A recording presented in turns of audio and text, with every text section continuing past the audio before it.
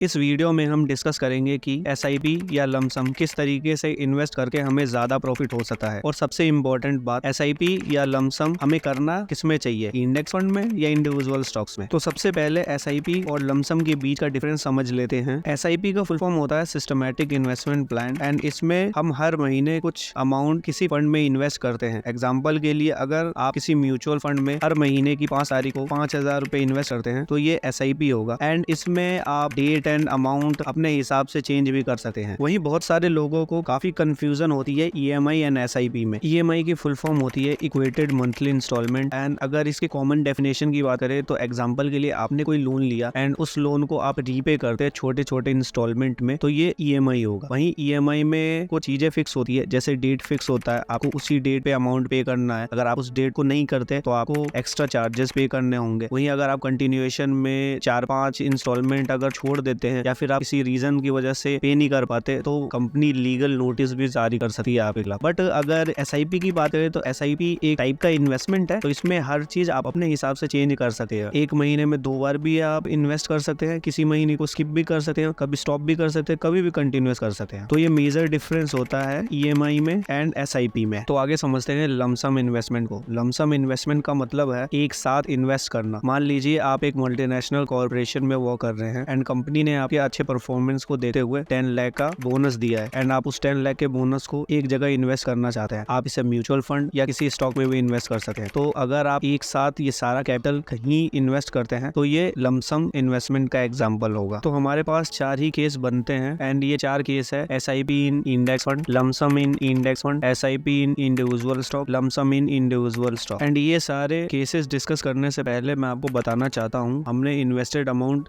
3 लाख रखा है, monthly SIP 5,000, and जो ड्यूरेशन है वो 5 ईयर्स ही है। तो इसके हिसाब से जो भी कंक्लूजन है वही आपको हम इस वीडियो में बताने वाले हैं। तो चलिए पहले केस को डिस्कस करते हैं। एसआईपी इन इंडेक्स फंड, एग्जांपल के लिए हमने SBI Nifty index direct growth लिया है। इंस्टॉलमेंट अमाउंट 5,000 का है। वहीं 25 जून 2018 से 25 जून 2023 तक है। 5 ईयर का ड्यूरेशन है। इसमें टोटल इन्वेस्टेड अमाउंट 3 लाख का है। वहीं अगर करंट वैल्यू 4,32,882 रुपीज। वहीं अगर नेट प्रॉफिट की बात करें तो 1,32,882 रुपीज का, एंड XIRR 14.68% का। सेकंड केस लमसम इन इंडेक्स फंड, एग्जांपल के लिए सेम हम एसबीआई निफ्टी डायरेक्ट ग्रोथ ही लेंगे ताकि आप डिफरेंस क्लियरली देख सके। इंस्टॉलमेंट अमाउंट इस पे 3 लाख है, एंड इस बार हम ये अमाउंट एक बार में ही इन्वेस्ट करेंगे, एंड इसका ड्यूरेशन 5 ईयर का है। तो करंट वैल्यू इस फंड की 5,37,332 रुपीज, एंड इसमें जो हमारा नेट प्रॉफिट होता 2,37,232 रुपीज का होता। तो आप देख सकते हैं कि इस केस में हमें लमसम इन्वेस्टमेंट से ज्यादा प्रॉफिट होता। थर्ड एंड फोर्थ ऑप्शन थोड़ा रिस्की है क्योंकि इसमें हम इंडिविजुअल स्टॉक के बारे में बात करेंगे, and individual stock totally depend करता है कि आप कैसे स्टॉक को सिलेक्ट करते हो। अगर कंपनी का मैनेजमेंट अच्छा है एंड कंपनी काफी अच्छा ग्रोथ मेंटेन करती है तो उसके ग्रो होने के चांसेस ज्यादा रहते हैं। वहीं अगर कंपनी का मैनेजमेंट पुअर है तो आपके लॉस होने के चांसेस काफी बढ़ जाते हैं। तो इसमें हम एग्जांपल के लिए रिलायंस एंड जेट एयरवेज की बात करेंगे ताकि हमें एक क्लियर पिक्चर मिले। तो चलिए थर्ड ऑप्शन के बारे में बात करते हैं, एसआईपी इन इंडिविजुअल स्टॉक। पहले हम रिलायंस इंडस्ट्री की बात करेंगे। इसमें ड्यूरेशन सेम 5 ईयर्स का है, एंड